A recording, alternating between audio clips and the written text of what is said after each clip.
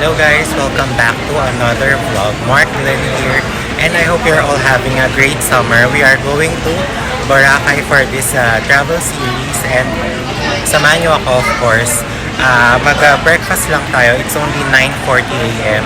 and 1:40 p.m. pa yung boarding time ko. So samahan nyo muna ako dito. And ayun, since we still have almost 4 hours before tayo mag-board, pupunta muna ako dito sa food hall area para dito tayo makapag-breakfast.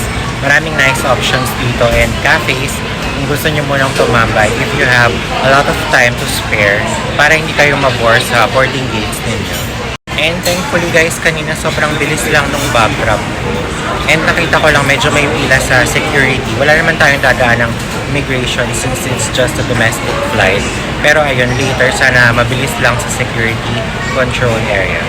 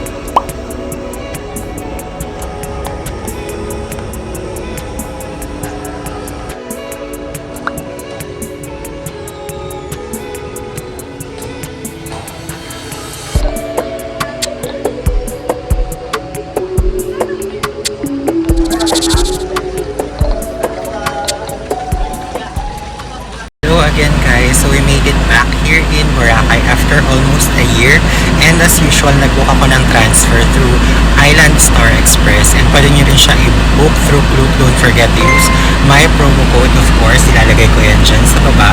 And as you can see guys, ako lang mag-isa dito, and usually lagi talagang maluwag kapag Island Star versus yung isa na Southwest na transfer, laging medyo puno, and sa bus sila sumasakay. So mas preferred ko talaga dito sa Island Star. And ayun, I will see you later pag nakarating na tayo sa budget hotel natin.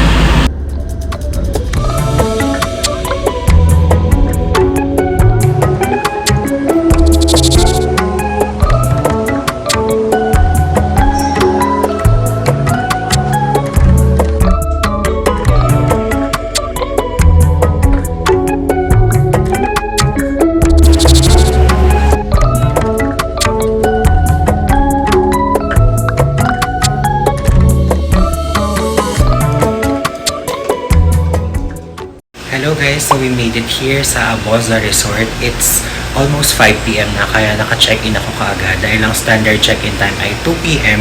So ayun, medyo madilim kaya binukas ko yung main door ng room para medyo may pumasok na ilaw. And then let's do a quick room tour.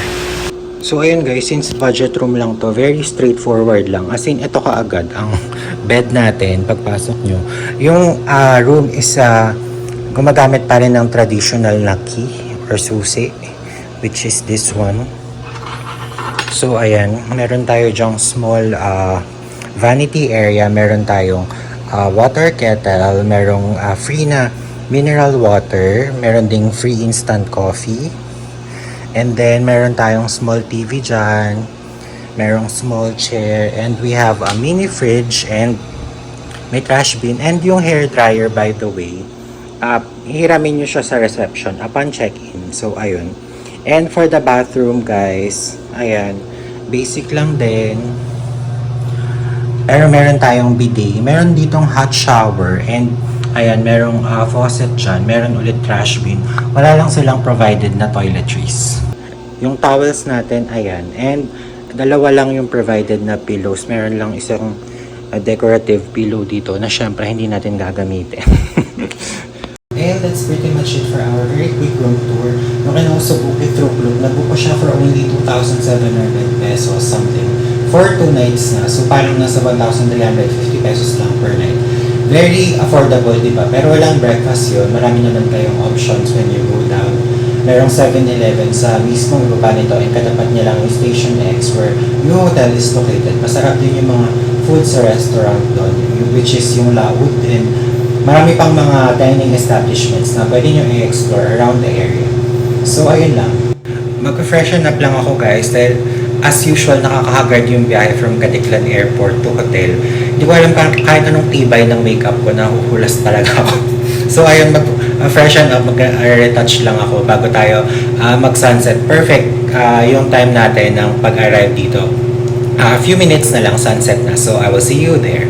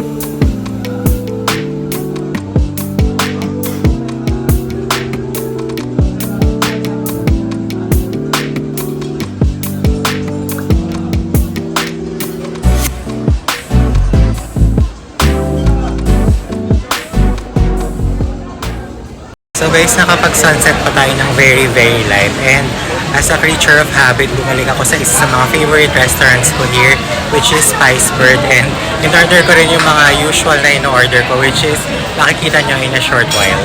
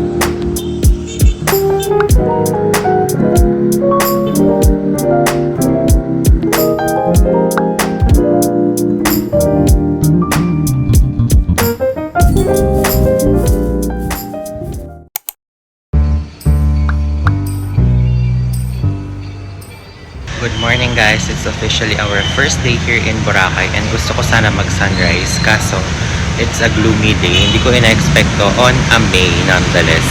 So tara, samahan nyo ako maghanap ng cafe and mag-breakfast tayo doon. Let's go!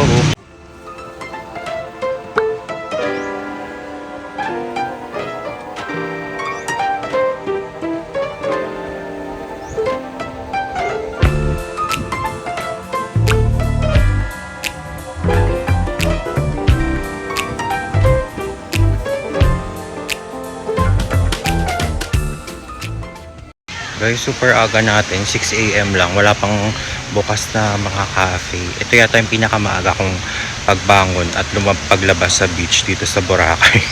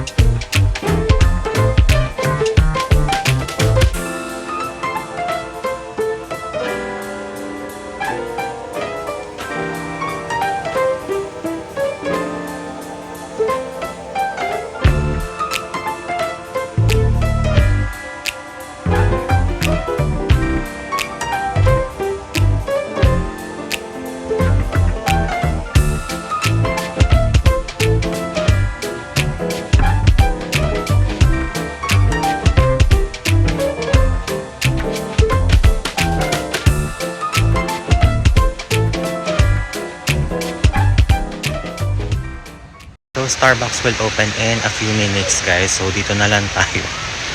And magta-try pa ako ng ibang cafe, I swear. After nito, mag-breakfast lang tayo.